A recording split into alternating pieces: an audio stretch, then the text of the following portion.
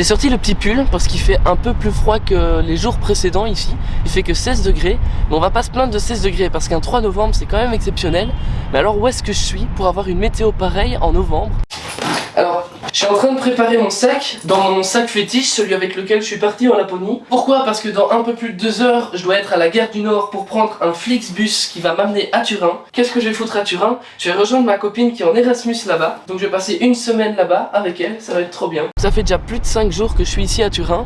Et au départ, je pensais pas spécialement filmer. J'avais pris mon matos au cas où, mais je m'étais dit que je préférais d'abord profiter, de revoir ma copine. Mais finalement, je me suis retrouvé devant des endroits tellement magnifiques que j'ai pas pu m'empêcher de filmer des trucs. Mais ça, c'était pas à Turin.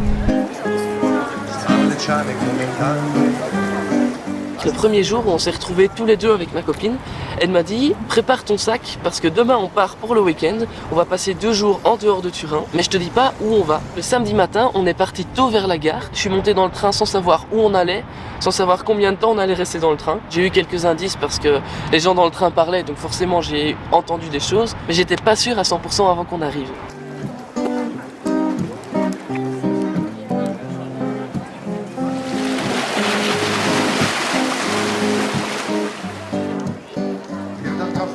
Gênes, c'est la grosse ville côtière au nord-ouest de l'Italie, pourtant j'ai très peu d'images du centre-ville. Je vous l'ai dit au départ, je comptais pas spécialement filmer ce voyage, et c'est quand on est arrivé dans le quartier de Boccadace que j'ai pas pu m'empêcher de filmer, tellement l'ambiance était magique. Ça ne veut pas dire que le reste de la ville est nul. Ce qui est assez étonnant à Gênes, c'est à quel point la ville s'étend loin, là où elle peut, coincée entre le relief et la mer. Les quartiers se succèdent, tous différents les uns des autres. D'abord le port, puis le centre historique qui correspond à ce qu'on attendrait d'une ville italienne,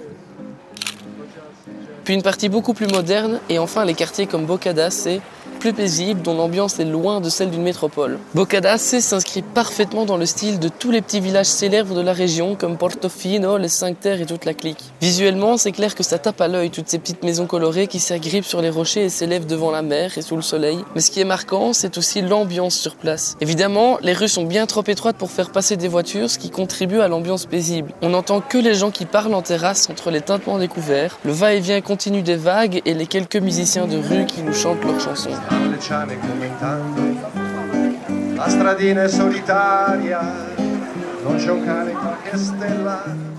Avec la douce chaleur, certains se laissent tenter par la baignade, d'autres se baladent à l'ombre dans les petites rues en profitant des odeurs qui s'échappent de la cuisine des restaurants.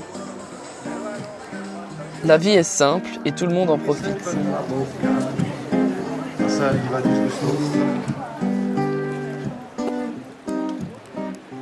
On parle souvent des 5 Terres ou de Portofino, mais en fait, il y a véritablement des dizaines de villages comme ça le long de la côte. Et depuis Gênes, il y a un train qui longe la mer et qui les dessert quasi tous. Un train qu'on a évidemment pris le lendemain.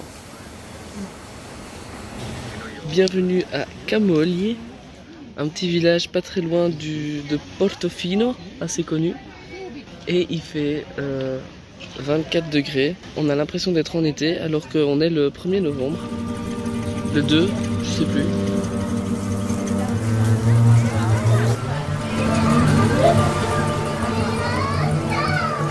Alors Camogli, c'est tout ce que j'ai raconté sur Boccadace, mais en plus grand. Le relief y est tout aussi prononcé, les bâtiments tout aussi colorés, quoique plus grands. Mais ce qui change, c'est la plage qui est ici beaucoup plus large. Alors avec la météo de rêve, il y avait pas mal de gens qui étaient venus en profiter, comme nous.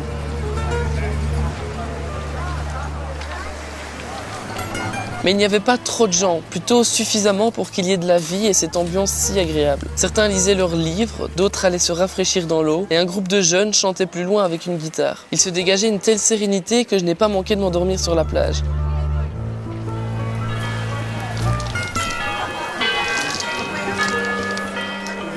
Après notre petite sieste, on s'est baladé un peu plus le long de la plage et dans les rues, puis on s'est arrêté de nouveau pour regarder le soleil se coucher derrière la mer.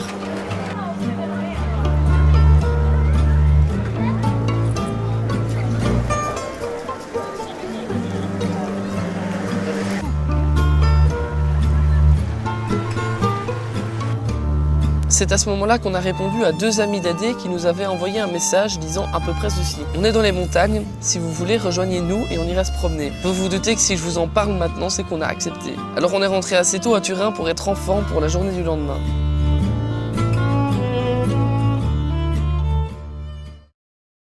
Ce matin, on s'est réveillé pour prendre le train à 10h15 et on a marché super vite et il n'y avait pas le train. Du coup, On a été acheter plein de focaccia. Oh, ça c'est super bon. En vrai, si je mange une petite tomate, il me viendra. Celle-là, elle va tomber. Et puis, on a marché parce qu'il y avait des brocantes. En fait, quand on avait regardé les horaires de train la veille, on a oublié de changer le jour du départ sur le site web et pas de bol, on était le seul jour où notre train ne circulait pas à 10h40. On s'est donc retrouvé dans la gare avec un peu plus d'1h30 à tuer. Alors on s'est donné la mission de trouver à manger pour tout le monde ce midi et ensuite on a flâné sur la place en face de la gare où il y avait une espèce de brocante, marché vintage. Et puis, nous voilà dans le train direction Bardonecchia. Et c'est où? C'est dans les montagnes. Une fois arrivé à Bardonecchia, on s'est dirigé doucement vers le centre du village. En marchant, on a pointé du doigt en même temps une vieille Land Rover qui descendait la rue, puis on s'est regardé en rigolant. Et puis, on est passé du rire à la surprise quand on a vu la Jeep s'arrêter et nos deux amis en sortir. Après s'être dit bonjour et avoir fait connaissance, on est tous montés à bord de la Jeep. Pietro a allumé le moteur et on s'est engagé sur la route. La voiture devait avoir une 50aine d'années, ce qui rendait le voyage assez atypique. Chaque élément à bord était là pour son aspect pratique. À l'époque, on s'inquiétait moins du design que dans les 4x4 de nos jours. Le confort était assez rudimentaire, mais de toute façon, dans les côtes de montagne, il était rare que nous dépassions les 40 km/h, et même à cette vitesse, le moteur rugissait bien fort.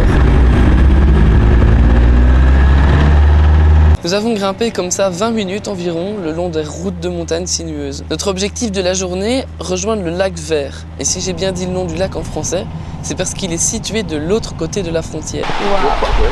Ah, vous avez été là hier?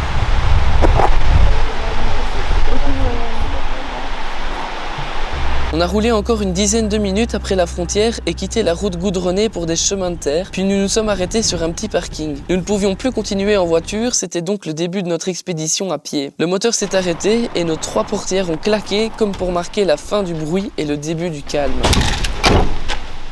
Après avoir passé 2 jours en ville au milieu des voitures et à la plage au milieu des gens, le silence ici sautait aux oreilles, puisqu'à part l'écoulement de la rivière qu'on entendait plus ou moins fort, en fonction de la distance que prenait notre sentier vis-à-vis d'elle, on n'entendait pas un bruit. On avait beau être en groupe, il semble qu'on avait tous envie de profiter de ce silence, alors on a marché sans vraiment parler. C'était pas un silence gênant, on n'hésitait pas à dire quelques mots de temps en temps, mais on ne s'est pas lancé dans des discussions passionnées pendant des heures. C'est comme si, sans se concerter, on s'était mis d'accord pour respecter ce calme qui faisait vraiment du bien et qui ne nous empêchait pas de profiter d'être ensemble. Ah, ça c'est avec la zucca? Si on peut aussi mettre mon genou comme table. Ouais? Ouais. Ben on met là et... Comme ça. Ouais.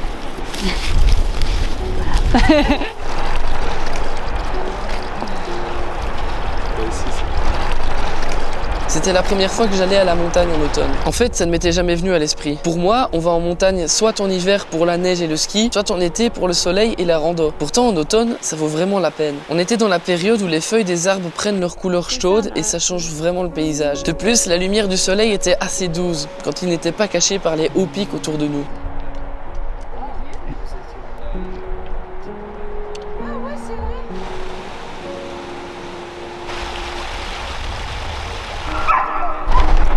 Bienvenue au lac Vert. Inutile de vous expliquer pourquoi le lac Vert s'appelle comme ça.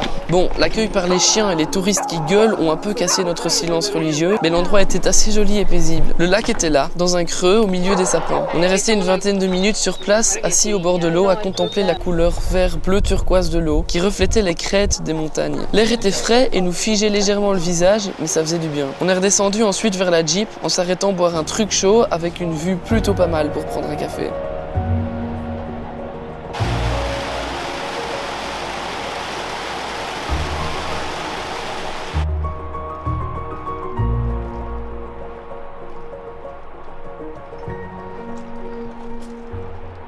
Avec tout ça, je vous ai pas encore parlé de Turin, alors qu'à la base, c'était là que je venais. Et comme au départ, je n'avais pas filmé avant de partir à Gênes puis en montagne, il me restait que quelques jours pour prendre des images de Turin et pouvoir vous montrer à quoi ça ressemble, et puis vous raconter ce qu'on y a fait.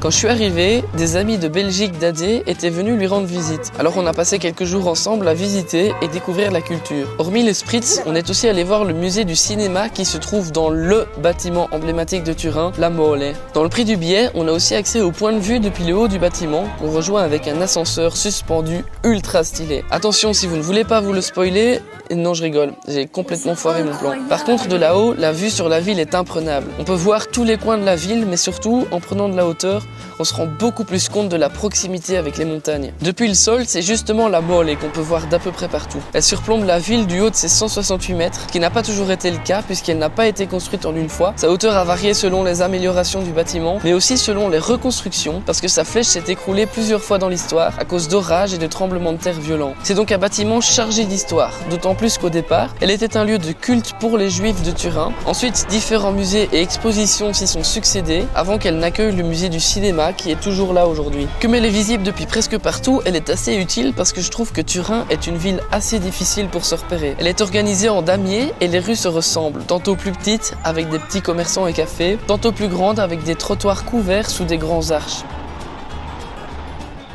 Heureusement, pour se repérer, il y a différentes places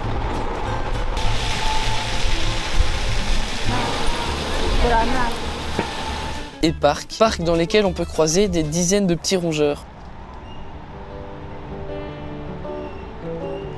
C'est pour moi une ville dans laquelle il doit être agréable d'habiter. Elle échappe étonnamment aux touristes, on est loin de la frénésie de Venise, Rome ou Florence. Pourtant ça reste une ville italienne chargée d'histoire, d'architecture, d'art et de spritz. C'est une assez grande ville où il y a de la vie, mais pas trop, et elle offre des coins plus paisibles dans les parcs et le long de ses cours d'eau. I'm not proud of where I've ended up. I'm ashamed of certain things I've done. But out of all the scratches, there's a cut that bleeds the worst. Every time I count my blessings, I count you first.